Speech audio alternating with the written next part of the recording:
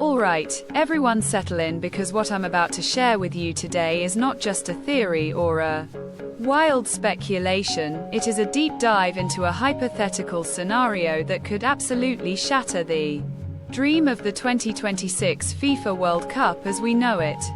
We're talking about a secret deal, a clandestine agreement potentially orchestrated by none other than Donald Trump himself that, if true, could unravel years of planning, billions of dollars in investment, and the very spirit of the beautiful game right before our eyes.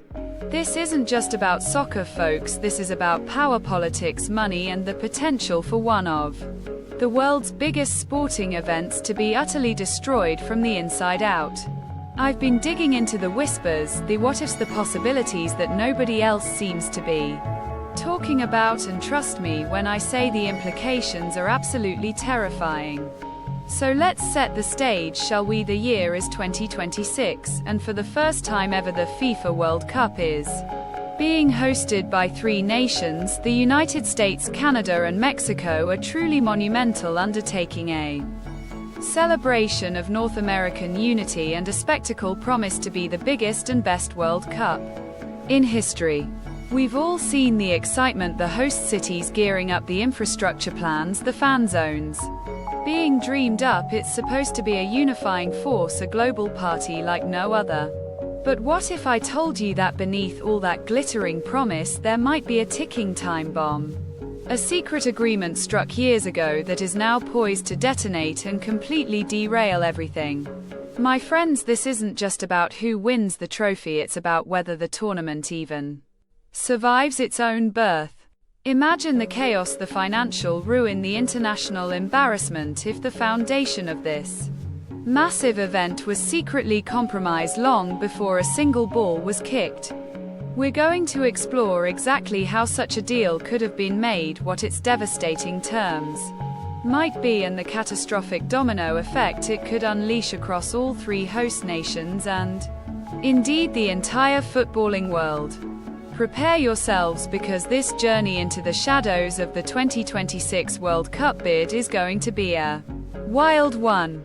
Let's rewind a bit to the bidding process itself, a high-stakes competition where nations vie for the honor and immense economic benefits of hosting the World Cup. The united bid from the USA, Canada and Mexico was pitched as a safe, better, financially robust and logistically sound choice against Morocco's bid.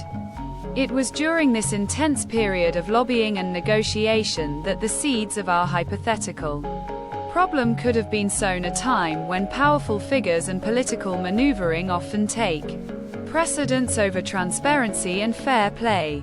This is precisely the kind of environment where a deal could be struck away from public scrutiny. Think about it, Donald Trump was president during a crucial phase of this bidding process, and he's famously known for his unconventional negotiating style, his preference for direct personal deals, and his focus on what he perceives as America first. It's not a stretch to imagine him engaging directly with FIFA officials or other powerful stakeholders looking to secure an advantage or extract concessions that might not be immediately obvious. This isn't about whether he did it, but about the possibility given his track record and the opaque nature of high-level international sports politics. Now let's delve into the hypothetical secret deal itself. What could it possibly entail to have such destructive potential? I'm imagining an agreement that fundamentally alters the financial structure or operational control of key aspects of the World Cup in a way that benefits a specific private entity or a narrow set of interests.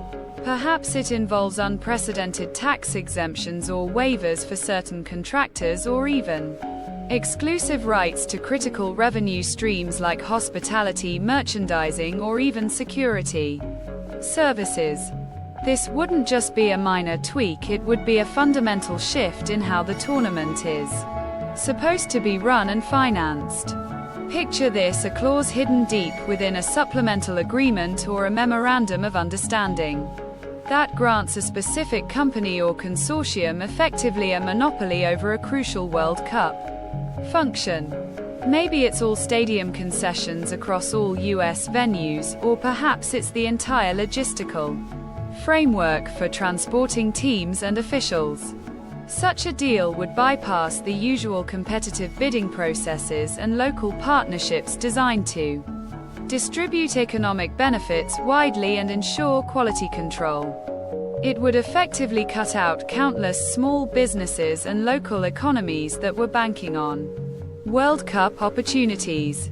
The immediate impact of such a deal would be financial chaos for the host cities and the official organizing committee. Imagine if the revenues they were counting on from concessions or merchandising were suddenly diverted to a private entity that had no interest in sharing or reinvesting locally. This would leave cities scrambling to cover massive operational costs for security infrastructure upgrades and public services that were budgeted with a different revenue projection in mind. It's a recipe for financial disaster for municipalities already stretched thin. And it's not just about money, it's about control. If a private entity has exclusive rights over critical operations, it could dictate terms and conditions that are completely out of sync with the spirit of the World Cup or the needs of the host cities. Think about inflated prices for basic necessities at stadiums or substandard services because there's no competition to drive quality. This would directly impact the fan experience, turning what should be a joyous celebration into a frustrating and exploitative ordeal. The fan experience is paramount for any World Cup, and if this hypothetical deal leads to price gouging or poor service, it would utterly destroy the atmosphere. Imagine paying exorbitant prices for a hot dog or a bottle of water inside the stadium because one company has a monopoly and can charge whatever it wants. Or imagine logistical nightmares with transportation or ticketing because the contracted company is prioritizing profit over efficiency and fan convenience.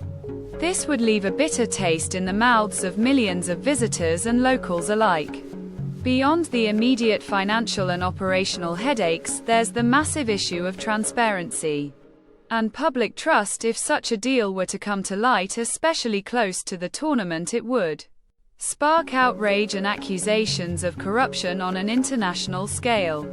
The public in all three host nations, and indeed around the world, would feel betrayed, and rightly so, questioning the integrity of the entire bidding process and FIFA itself. This isn't just a bad deal, it's a moral failure. The political fallout would be immense. The current US administration, along with Canadian and Mexican governments, would be left holding the bag for a deal struck by a previous administration. They would face immense pressure to either honor the potentially ruinous terms or attempt to renegotiate or even annul the agreement, leading to costly legal battles and international disputes. This could strain diplomatic relations between the co-hosts, and with FIFA adding another layer of complexity to an already challenging event. Think about the sheer scale of the legal challenges that would arise. If the host cities or the official organizing committee tried to break or circumvent this secret deal, they would be facing lawsuits from the powerful entity holding the exclusive rights. These lawsuits could drag on for years, costing millions in legal fees and potentially leading to massive compensation payouts. It would be a legal quagmire that overshadows the entire tournament. And what about FIFA itself? They would be caught in an impossible position. If they were complicit in the deal, or even just aware of it and chose to keep it secret, their reputation, which has already taken significant hits in the past, would be utterly decimated. The credibility of their bidding process and their commitment to fair play would be questioned globally, leading to calls for reform and potentially even boycotts from national federations and sponsors. The sponsors are a critical part of the World Cup's financial engine, and if they see the tournament embroiled in controversy and public outrage, they could start pulling out. Major brands do not want to be associated with scandal or an event that is seen as exploitative or corrupt. This would lead to a further collapse in revenue, making it even harder for the organizing committee to cover its costs and deliver a high-quality event. It's a vicious cycle of negative publicity and financial bleeding. The impact on local businesses and communities that were promised economic benefits would be devastating. Many small businesses have already started making investments planning for the influx of tourists and the opportunities presented by the World Cup.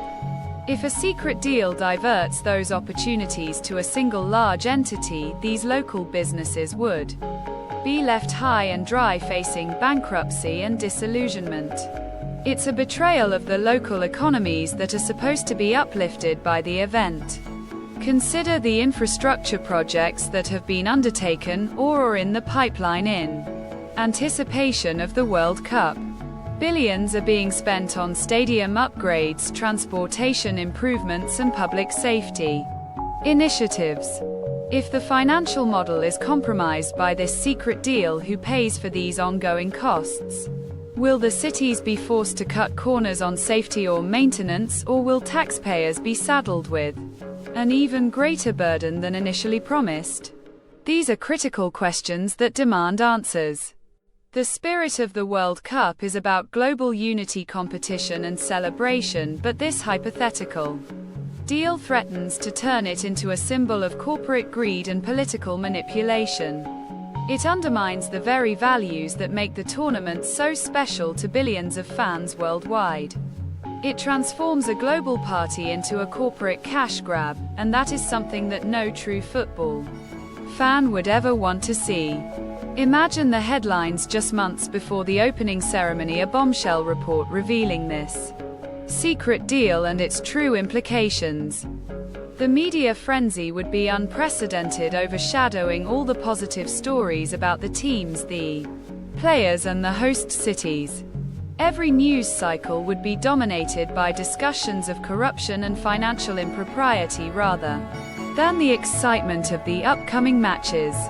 It would be a public relations nightmare of epic proportions. The players themselves might even be affected. While they are professionals and would undoubtedly want to perform their best, the atmosphere of scandal and public discontent could weigh heavily on them. They want to play in a World Cup that is celebrated and respected, not one that is mired in controversy and accusations of backroom dealings. This could even affect their performance and the overall quality of the matches. This isn't just about the United States either. Canada and Mexico are co-hosts, and they would also be dragged into this mess. Any deal affecting the overall financial structure or operational control would inevitably have ripple effects across all three nations. Their governments and organizing committees would face similar pressures and criticisms, potentially damaging their international standing and their own domestic political landscapes. It's a shared nightmare for the entire North American continent.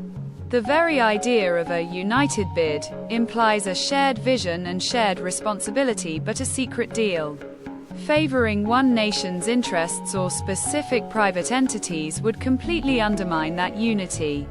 It would sow discord and resentment between the co-hosts, making it even harder to coordinate and deliver a cohesive and successful tournament. The spirit of collaboration would be shattered. So what could be done if such a deal were to surface? The options would be incredibly difficult and fraught with risk. Attempting to annul the deal could lead to massive legal battles and compensation demands, potentially delaying or even cancelling parts of the tournament. Honoring the deal would mean accepting financial ruin and public outrage, essentially sacrificing the integrity of the event for the sake of avoiding a legal fight. It's a lose-lose situation for everyone involved. The best-case scenario would be that the terms of the deal are not as destructive as feared, or that they can be renegotiated with minimal damage. But given the nature of secret deals and the motivations behind them, that seems like a very optimistic outcome. Often these agreements are designed to be airtight and heavily favor the party that initiated them. It would require immense political will and legal expertise to untangle such a web.